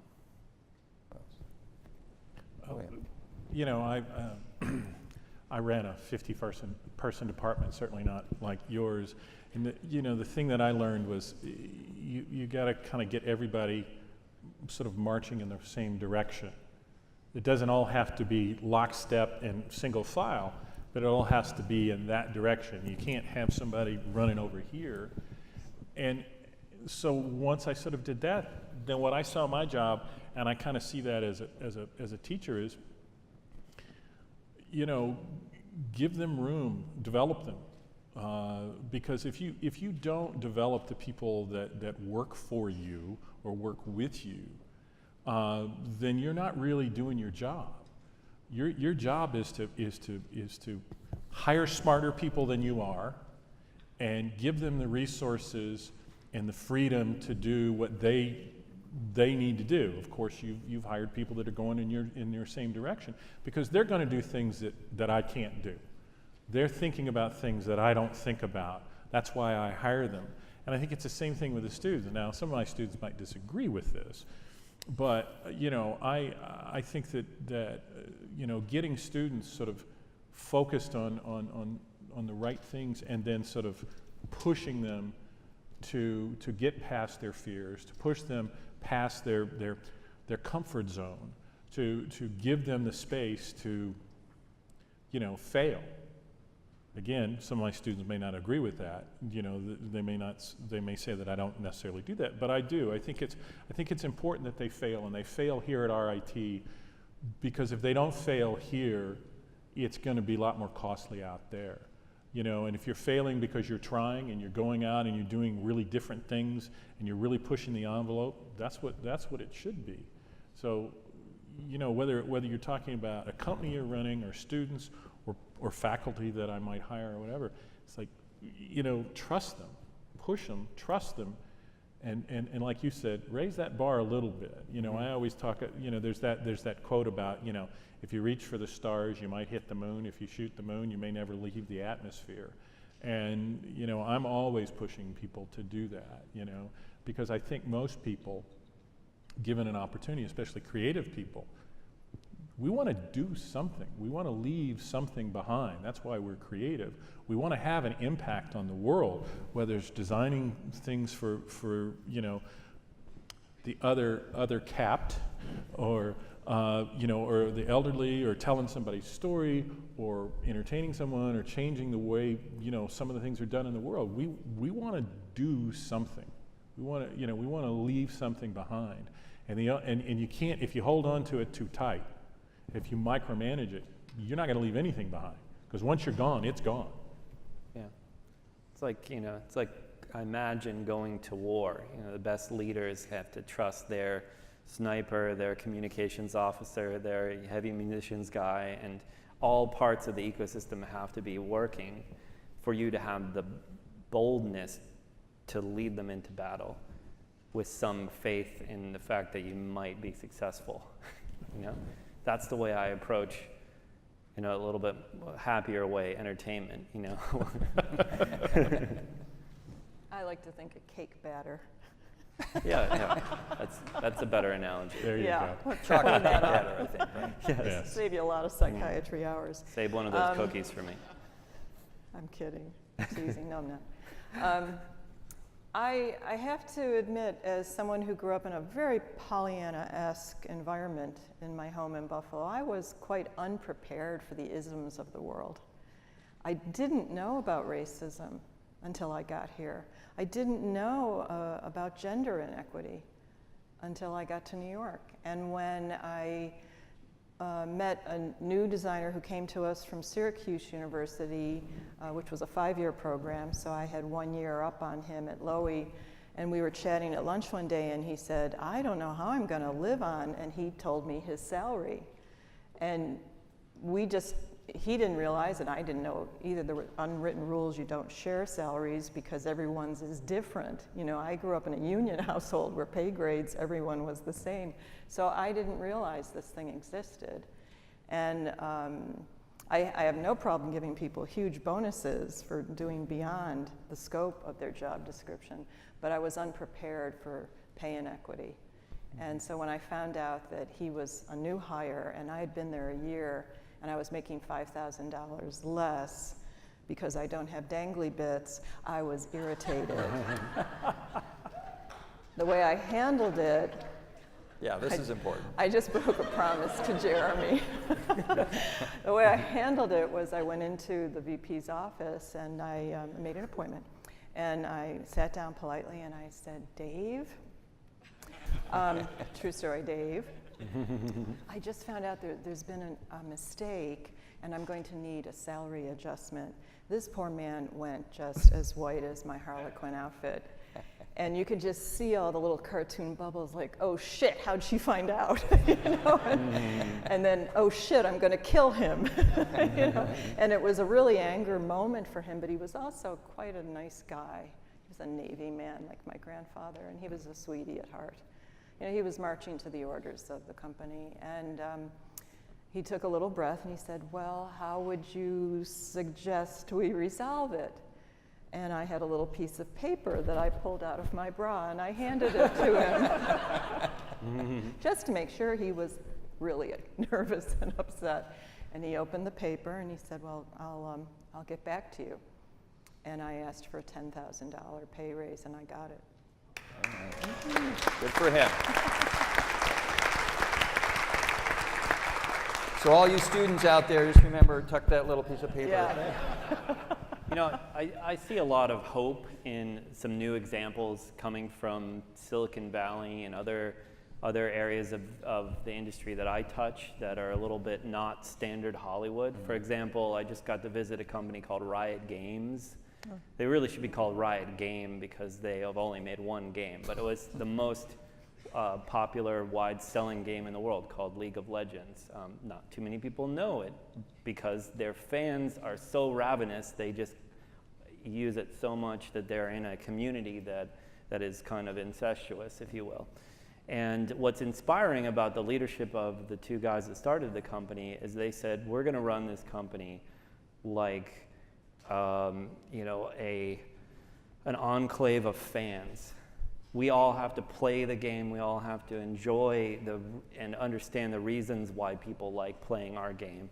And we're going to immerse ourselves in the worlds we're creating for sequels to the game or something, So their coffee shop looks like one of the worlds, and basically it's a mix between what you imagine Google is probably, if you haven't been there, and all of that, taking care of the employees and giving them food and all this other stuff, with this game culture. And the nice thing is that they've stayed true to their mission and resist temptation to water down the potency of their style, of what they're doing this for their core audience. And that core audience, because of the internet, because of the global market, is big enough to become the #1 game in the world. So you can apply that to just about any industry. And not everyone will hit it into the stratosphere and become #1, but if you have that ethos to recognize people's differences, to really allow them to do what they're really good at and promote that, and just like you said, just give them the resources. I tell my staff, don't come into my office and waste an hour of my time, which is the precious hour that we have, telling me all the wonderful things that are happening, because I just assume that it's all wonderful all the time. I mean, if there's a few highlights that you want to talk about, I'd love to talk about that in the preamble as we kind of get into the meeting. But then let's talk about what you're having challenges implementing. Tell me if you need help from me, because other than that, you should just be doing it if you don't need any help from me. And so I think that's really empowered people and allowed people to step up and do things that they wouldn't have normally dared to do had I not sent that message that all your differences matter, and hopefully that combination of these things will lead the charge for the next generation of company and entrepreneurship in the future, and hopefully the rest of the old system will take notice of that and realize that they're losing key employees to this kind of cooler ecosystem, and maybe improve the status quo as well. Very nice. Going back to your beginning of the question, we were all enthusiastic after college and we finished to change the world. Heck no, I didn't know where my head or my toes were, or my tail. I was so confused. I finished my high school, or my college, and I was like, what the heck I'm gonna do? I really wanted to be creative, and I really wanted to work in creative agencies, so I knocked on so many doors, and they said, no, no, no, no. Well, okay, cool. This was Croatia, by the way. And then I said, okay, maybe I should try outside. So I went outside, and I got employed at FedEx as a sales agent, calling 100 phones and customers a day, not closing anyone, having a boss yelling at me, and I came home crying to, at that time, my girlfriend, later my wife, every single day. And she's like, why are you doing that? I was like, well, I need the money. And she was not working at that time. So I went back, and I failed every single freaking day, and it was miserable. For 4 months, I was going through, 4 or 5 months, it was just miserable. So I asked myself, why am I doing this? What am I trying to do? So obviously I was trying to sell to people something that they don't need. Or we were thinking they needed, but they really didn't need it. Something for $100, but they can sell it for $1. So my wife said to me, why don't you quit? She's like, we need the money. No, she said, why don't you quit? And what do you want to do? So I went back to that, like what I like to do, what I want to do. Be true to yourself. It's like, well, my father was in construction business. I like architecture. Maybe I should try something along those lines. So one thing led to another. I quit the job. A month later, somebody interviewed me. I passed, and I got enrolled at the CBRE, which is one of the largest commercial estate agencies globally, right? 30,000 employees, big corporation, yada yada. But I was lucky enough to fall into the shopping center department, where you have to play with architecture, you have to play with leasing, with tenants, and travel a lot and see the world, which was probably one of the best 10 years of my life. And what we have done there, I learned a skill which was called, and my mentor was there at 65, he said, use your ears and your mouth in proportion. So, right? When I started doing that, I became a consultant. I started actually listening to people's problems. And when you listen to people's problems, like you started, taking care for the ones in need, on my side, I was trying to understand what the real problem was. And most of the time, people came to a store to buy a drill to make a hole in a wall. And I would say to them, that's nice, but you need a hole in the wall, you don't need a drill. Is there another way that we can make a hole? And they're like, wow. So I was not skimming them, I was giving them a solution, I was providing them with a solution, and that's where my skills from RIT came back, understanding how to structure everything and provide the right solution. So I was better than my other colleagues in the field, but long story short, I have understood the most important lesson in anything that I do in life: use your ears and your mouth in proportion. And to challenge you later on when we went back with my team and built my company, because you learn a lot in big corporations how not to do things, and you try to correct in your company how to do things, and you also fail. But one of the things that we did is I was constantly challenged and pushed by my boss to do better, and I was not really rewarded for that. The more you do, the better the horse you are, the less they give you. So I was like, that needs to be changed. So today I challenge my team. So we have 15 minutes, stand up, standard thing in the morning, having coffee, but it works. Tell me your problems, don't give me the good stuff. And when they do that, I would say, is that really the best thing you could do, Shad or Jenny? And they're like, they sort of feel down, right? I didn't say you're bad. I was like, is that really the best? I expected more of you. So I challenged them. So by the end of the day, they come with 3 solutions, like, there you go. And it works. That's how you help them grow, by letting them own their own turf and keeping them responsible for that. Because if you allow your team to do that, and then they become stakeholders in the company, engaged emotionally, and they start using the freaking ears and mouth in proportion. Nice. Nice. And I learned an interesting saying when I was in India, in Nepal, on Sanskrit. It's called Kala and Desh, so time and place. So sometimes you want stuff right now, and we're not patient by nature. I'm not. But I learned how to be patient, and it's the hardest thing I learned in my life. I learned that as my credit is growing, you have to be patient. Because sometimes the thing will come to you, but it's not your time and place at that moment. Maybe it will. Maybe never. You never know. But usually if you put your energy resources to it and use your ears and mouth in proportion, it usually does. Because then the things start opening to you because you listen instead of blabber. So that's kind of my 2 cents to this. Perfect. Speaking of time and place, we now want to turn to our audience and encourage them all to come forward. We have 3 different microphones scattered around, 2 in the front and 1 in the back.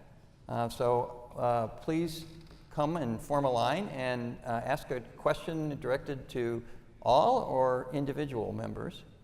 And while we wait for the audience to come on down, and remember the microphone may be behind you, here's a quick lightning round of some questions, all right? So if you had to give a new TED Talk, a brand new TED Talk, and you had to give the topic in 1 minute, what would that topic be?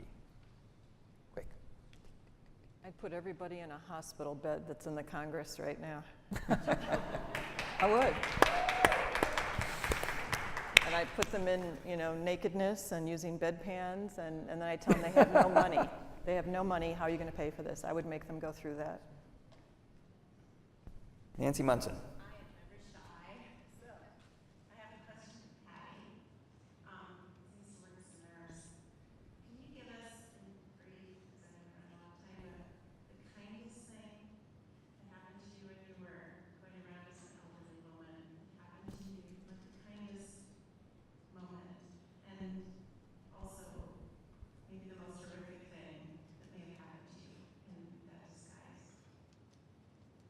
When I was in character as elders, I did 9 different socioeconomic strata. So I was a homeless woman, which you saw one picture, a more moderately income, a very wealthy woman.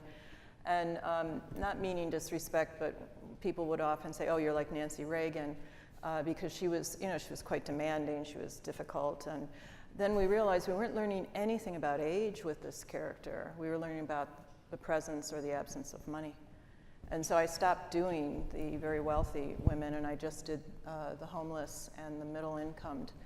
And what thrilled me each new day was anytime I met with a smile, or if someone even touched my hand. You know, our skin is our largest organ, and I can tell you I went days without anyone touching me. And you felt that rejection, and all you wanted was a hug and a little conversation. So those were often the kindest things that happened.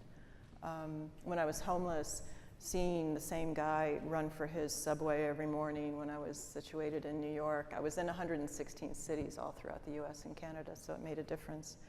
But this one fellow would go by, and then about a week into this routine, one day there was a coffee cup and a little bag with a bagel and a schmear, and it was just the kindest thing, because I was hungry. And the cruelest thing, I think people who know a lot about the work assume it must have been when I was attacked by a gang and beaten near death. But, and then something flashed forward. When I got married, we found out I couldn't bear children as a result of the injuries, and that had been undetected at the time. They might have been able to fix it, but it was too late. But that really, for most days' memories, isn't what stands out for me. It was every time someone said something absolutely rude or crude or mean-spirited, like, get out of the way, you old bag, or hurry up, old lady, just terrible nonsense when I was doing the best I could to cross the street quickly. And I wasn't just in costume, I was prosthetically altered, so I had lost all my capacity of a woman in her 20s. I was physically Sigourney Weaver, an alien, and an exoskeleton. You know, I couldn't run if I had to. Several times I was almost struck by a car, which remarkably I was in February, which is why I'm not quite 100% just now. But I had fellow citizens, men, thank you men, pick me up out of the way and, you know, have a heart attack because, lady, you almost got killed. Yes, thank you. You know?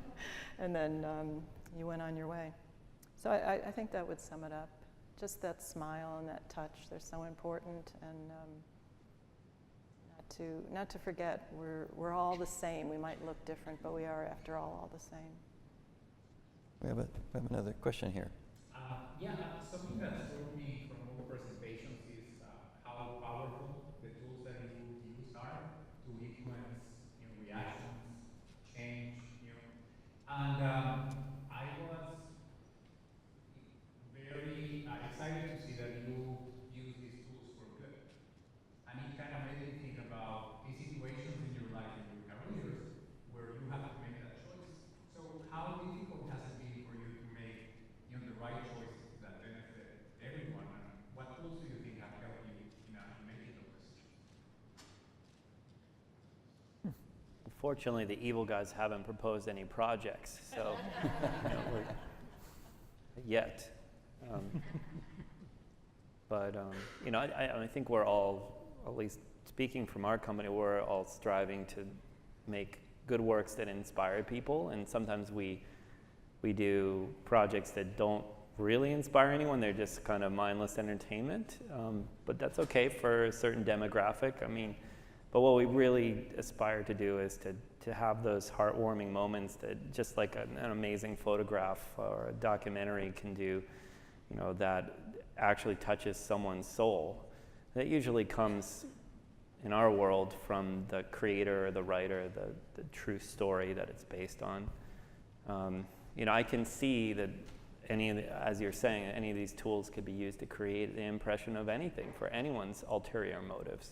But I think it's incumbent upon the best creators, or the people that have set up these platforms, to try to filter it to the best of their ability. But at some point, it's just, you know, it's a tool that anyone can use. But we don't have to choose to work with those people. Well, one of the things that I encounter a lot now with all this wondrous technology we have is what we're already seeing now that we're all being hacked to death. We were so eager and so excited with the ingenuity and the innovation of what we could do. We didn't think about what we should do and what we shouldn't do. I do a lot of forensic design now. Companies bring us in to show us technology that they're thinking of applying specifically to an elder audience, or maybe people with paraplegia, and they'll say, this is what we think the good side of the coin is going to be. Show us what you think the danger points are. And when I heard last week that there's an offering now not only to just deliver your groceries, but enter your home and put them away for you, you know, my mind was flying, my head blew up, and I'm thinking, oh, I don't think so. Aging in not just America, but aging in the world right now is not a medical issue, it's a labor issue. We don't have enough hands-on caregivers. We don't have autonomous entities caring for us, helping us to do the most humble of tasks like toileting and bathing and feeding ourselves. And so right now we're playing a game in design where we are looking for the bad guys. We are looking for the stuff that can go wrong and trying to design it out even before we introduce it. What I tell students all over the world is, even though I am enamored with all the potential of technology, is there's not always an app for that. For me, it's meditation, which I learned, I don't know, 15 years ago. And the discipline of that. And I'll combine two stories, my short one and then the one from the young Marine, because we used to work as my company provided some support with veterans, and he told me something very similar.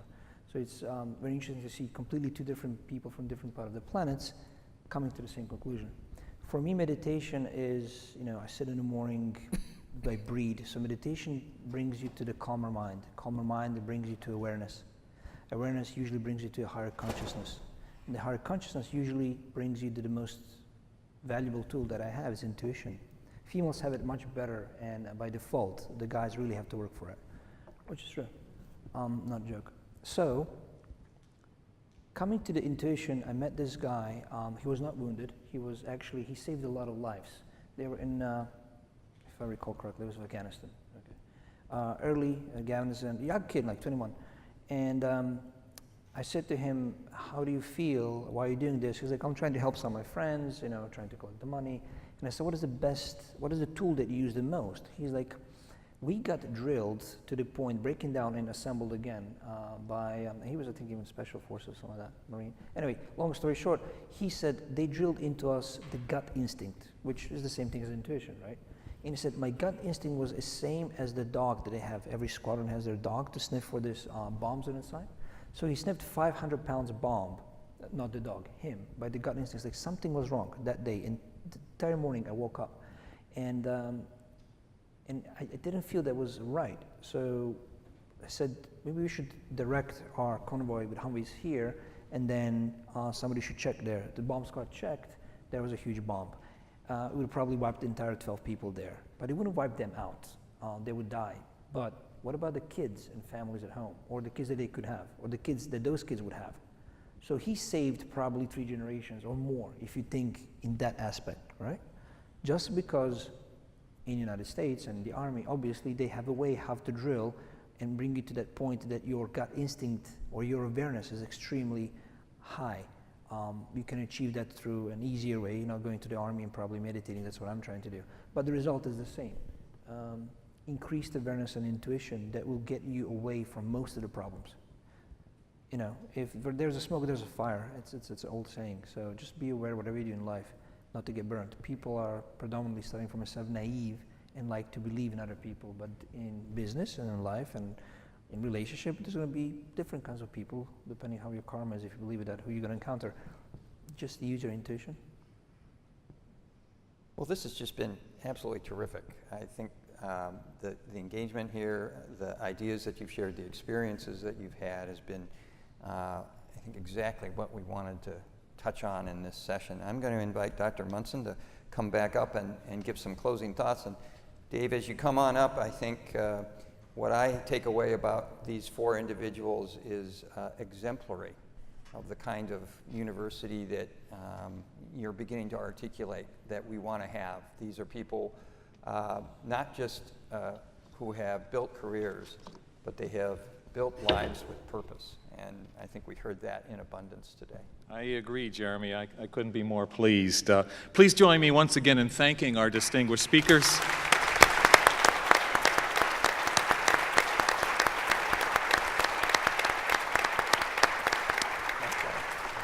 I think they've done a wonderful job in representing the outstanding creativity and innovation of our alumni.